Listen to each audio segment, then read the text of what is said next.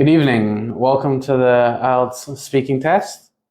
Usually, in the real speaking test, you will have to show your identification, but since this is a mock test, that is not necessary. What is your full name? My full name is Phạm Châu Ngọc Anh, but I usually go by Tom, so please call me Tom. Tom. Okay, let's head into the first part of the test. In this part, I will ask you some questions about yourself. Now let's talk about you. Do you work or are you a student? I'm currently a teacher. I teach IELTS at a local center in my area. Okay. Do you enjoy your job? Yeah, most of the time. It's a bit demanding. It's a demanding job. You need to be really good at, English, but I do enjoy the job. What's the best thing about your job? Well, to be honest, in this job, I get to work with so many people from like all walks of life, from secondary school students to working adults, and I love talking to different people. Yeah. Do you prefer working alone or with others? Why? Well, for this particular job, I think working alone is more optimal. Yeah, because you teach alone. I can use the help of maybe a teaching assistant, but most of the time I work alone, and I actually prefer working alone. Okay. Okay, let's talk about cooking. Do you like cooking? Why or why not? Well, I do like cooking when it's, simple dishes, but when it's a bit more complicated, then no thanks. Who did the cooking in your family when you were a child? Okay, when I was a child, my mom did most of the cooking. She was a really great cook back then. She's still now, but she's getting older and she's getting forgetful. So sometimes she forget to put some stuff into the food that makes them good. But yeah, my mom did most of the cooking when I was young. Do you think that children should be taught cooking in school? Well, I think, in my opinion, yes. But I think cooking should be an optional subject because, well, there are many people who don't enjoy cooking, myself included. But if it's up there, then if it's a choice, then I think some people can benefit from it being a subject at school. Yeah. Okay. All right. Now let's talk about accommodation. Tell me about your the kind of accommodation you live in. Well, currently I'm living in a 3-story house. Well, it's a pretty new house. It was built in October 2022. So yeah, we moved there 1.5 years ago. Yeah. Okay. Okay, that's the end of part one. Let's move on to part two. Put on a timer and you use the paper and these questions, fill in the questions. You have a minute to fill in the questions, and then tell me about your answers.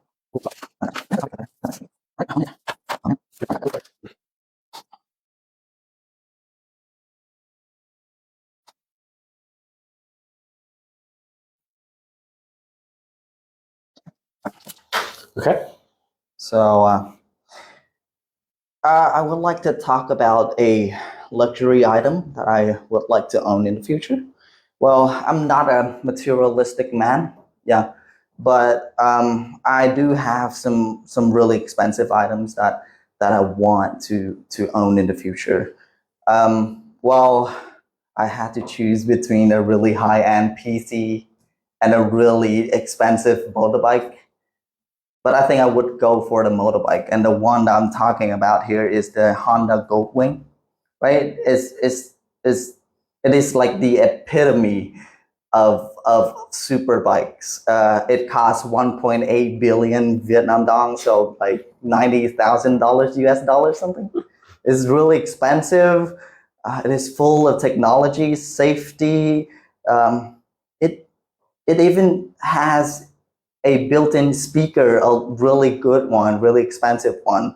And if you were to replace them, then I think it will cost you up to like 100 million or something. This is like the final destination of any bike enthusiasts, because there's nothing better than this. Maybe GP motorbikes, but I think, well, it's not realistic to own those, right? So this is the touring motorbike, and I love touring, right? But to be honest, I don't think I will ever own this. It's too expensive. I would rather go for a car, maybe a house in the future. Uh, we just have a baby, right? And I think most of my money will go to taking care of my daughter. But if I were to set a goal for myself in the future, maybe somewhere at like 50 years of age or something, I will try to go for it, to strive for it, you know? Yeah, that's it. Awesome. All right, and we will move on to our. Would you mentioned about the your child? So once your child starts to grow up, Mhm. do you think that it will be easier for you to start to look at getting something like that? Yeah. Well, not until she graduates from university, and she starts to hold on to a job, and she can support herself. Then I will think about buying maybe the rear wheel of this bike. But I think I will have more kids in the future, and I don't think I will be able to afford this anywhere when I'm not even like if I'm not 40 in my middle age. I will never be able to afford this kind of luxury. Okay. Okay. Let's move on to part 3. In part 3, let's talk about rich people. Mhm. And how difficult is it to become very rich in today's world? Well, that's a tricky question. To become very rich, I think to become wealthy in this modern age is, I think, simpler compared to, I don't know, 50 years ago, thanks to the invention of the internet, globalization. People can get money, can make money from all over the world, and I think there's a much bigger market. But to become very rich, like to become the top, like 1%, like percentile, I think it's not easy at all. Yeah. Okay. Do you agree that money does not necessarily bring happiness? Well, I'm really on the fence here. Part of me would like to say that, well, yeah, there are so many like rich people who have died, and they haven't enjoyed a single day of their life because they've been busy working, working their fingers to the bone. But the other part of me, like this thing that without money, then it would be so difficult to be happy, because in this world, without money, like the simple things like traveling or just having some time for yourself, you need money to do that. Because without money, you will have to work to support yourself. So yeah, I'm 50-50 on this one. Mm-hmm.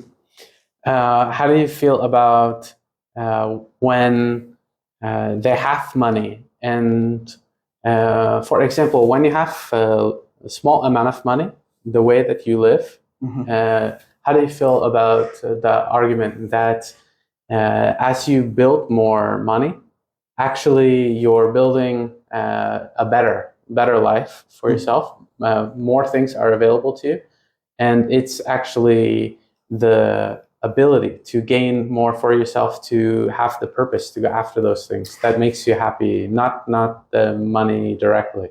Yeah, I think making money and being able to make a certain amount of money is rewarding itself, right? Like getting a higher salary, getting a raise, those give you dopamine, you know, Yes. the happiness. But I think we should have some kind of balance between, you know, working and actually enjoying your life. And I'm trying to find that balance now because I'm still quite young. Yes. Mhm. Okay. In what ways might rich people use their money to help society?